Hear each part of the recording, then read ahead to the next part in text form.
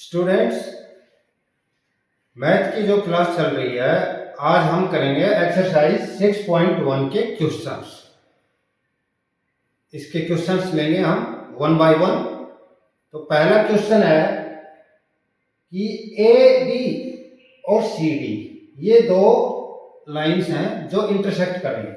A B ऐसे और C D, ये मैंने फिगर बना लिया है, आप देखते हो। पहले वैसे ही बता देता हूं मैं। ए बी एक लाइन है, सी डी ऐसे इंटरसेक्टिंग लाइन है,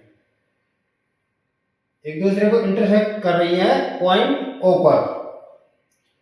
और यहां से जो इसमें एंगल बी ओ डी इस क्वेश्चन में दिया हुआ है, ये हमें गिवन है 40 डिग्री।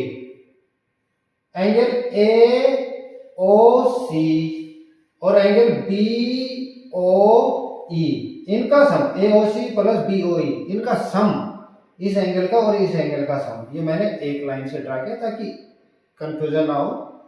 इस एंगल और इस एंगल का सम ये दिया हुआ है 70।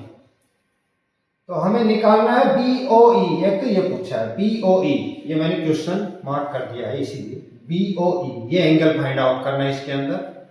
दूसरा जो इसी क्वेश्चन में पूछा गया है सी ओ ई, इसका रिफ्लेक्स। तो इस क्वेश्चन में करने के लिए रिफ्लेक्स पहले हमें जानना होगा कि रिफ्लेक्स क्या होता है। देखिए, रिफ्लेक्स होता है 180 से बड़ा एंगल होगा और 360 से कम एंगल होगा। जैसे मैं आपको एक परिचय दे देता हूं रिफ्लेक्स के लिए। जैसे ये दो लाइन इंटरसेक्ट कर रही हैं और इसका ये रिफ्लेक्स पूछ रहे, इसका रिफ्लेक्स पूछ लिया। तो इसका रिफ्लेक्स जो 360 के घेरे में, पूरे सर्किल में जो एंगल होता है 360 होता है। अगर ये 60 डिग्री है तो इसके बाद में ये जो पूरा एंगल ये बच गया, ये इसका रिफ्लेक्स होगा।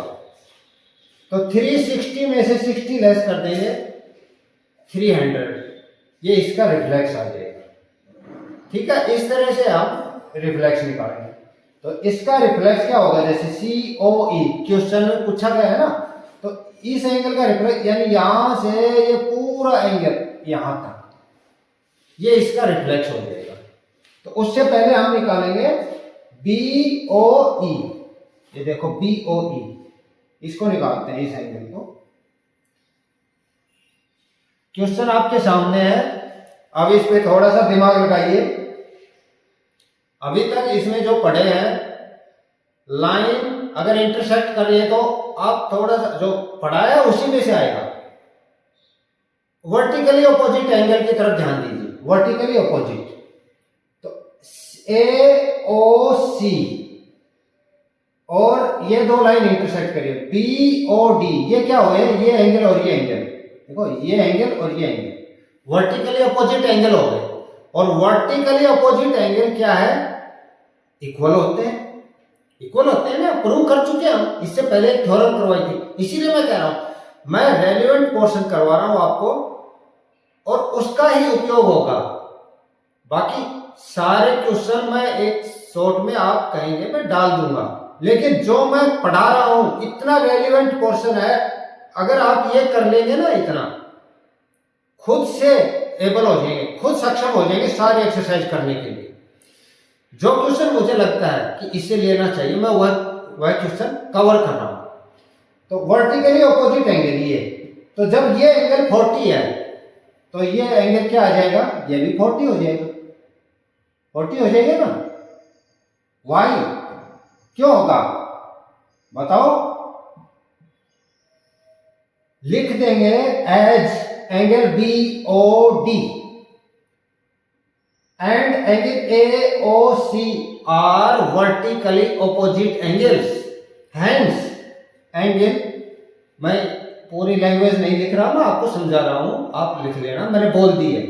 Hence, angle AOC is equal to angle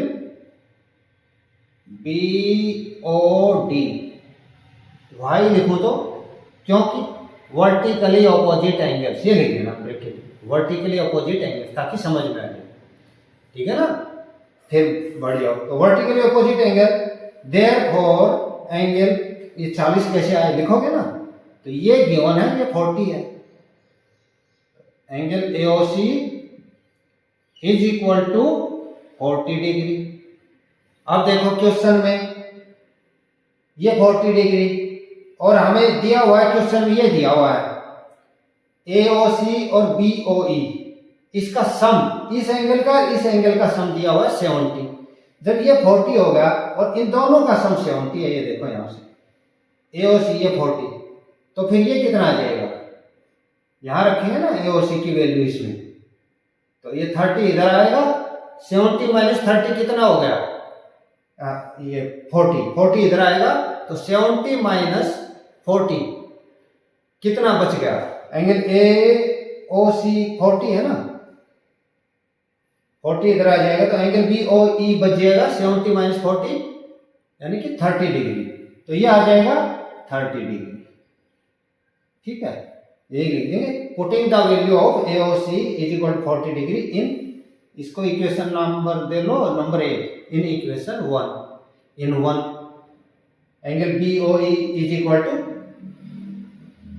30 degree, 70 minus 40 solve करके ये आ जाएगा, angle BOE is equal to 70 minus 40, 70 minus 40, 70 minus 40 is equal to 30 degree.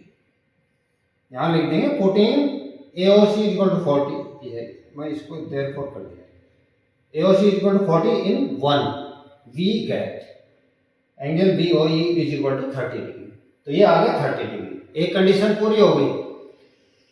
अब रिफ्लेक्स, इस एंगल का रिफ्लेक्स, ये जो एंगल है ना, ये इसका रिफ्लेक्स ये पूछा है क्या होगा, तो इसका रिफ्लेक्स क्या होगा, तो इसका रिफ्लेक्स यहां से लेके ये पूरा एंगल ये यहां तक, क्योंकि ये तो इस एंगल का रिफ्लेक्स पूछा है, तो ये पूरी कवरेज, तो इसके लिए क्या होगा, मैंने बताया था रिफ्लेक्स कि 360 में से इस एंगल की वैल्यू लेस कर दो, 360 में से 360 minus this angle, it will be the reflex of this. तो पहले ये एंगल निकाल लो, तो ये 40 एक लाइन पर कितना होता है, ये देखो इस पर ये एंगल कितना होता है 180 डिग्री, 180 में से 40 प्लस 30 70 लेस हो जाएगा, तो ये एंगल कितना बचा 180 माइनस 70 110, ये एंगल हो गया 110 डिग्री, 110। ठीक है, तो रिफ्लेक्स क्या आ जाएगा इसका, फिर रिफ्लेक्स ऑफ COE, देखो मैं यहां से लिख देता हूं,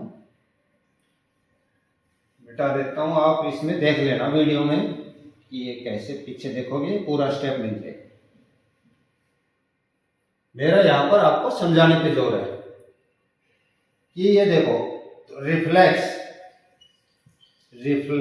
of angle COE is equal to 360 minus, यानी ये पूरा एंगल ये होगा, ये है 110 250 डिग्री आ गया, ये एंगल पूछा था, ये 30 डिग्री आ गया, और इसका रिफ्लेक्स आ गया 250 डिग्री। इसके साथ ये question complete. Next question, next video देखिए, चैनल को सब्सक्राइब कर लीजिए। Thank you for watching the video.